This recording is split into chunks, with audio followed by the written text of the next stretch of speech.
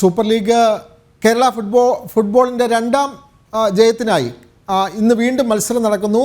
തിരുവനന്തപുരം കൊമ്പൻസും കണ്ണൂർ വാരിയേഴ്സുമാണ് ഇന്ന് കളത്തിൽ ഇറങ്ങുന്നത്. കൂടുതൽ വിവരങ്ങളുമായി ഹരികൃഷ്ണൻ ചേർന്നു. ഹരികൃഷ്ണൻ,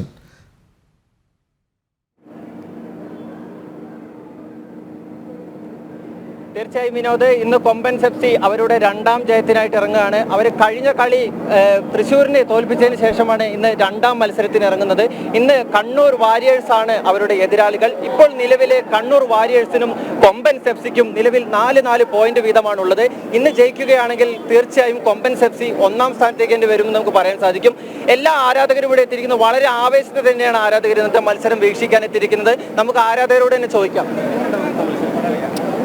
ഞങ്ങള് കൊമ്പൻ FC-ക്കാർ ഭയങ്കര എക്സൈറ്റ്മെന്റ് ആണ്.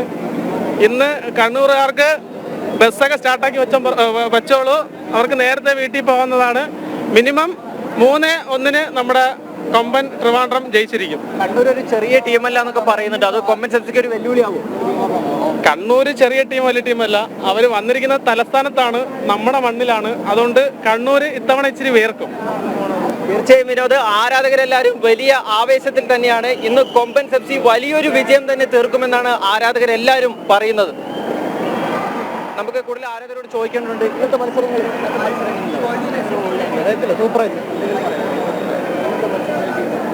തീർച്ചയായും വളരെ വാശിയേറിയ മത്സരമാണ് അവിടെ നടക്കുന്നത്. ഹരികൃഷ്ണനാണ് വാർത്ത നൽകിയത്.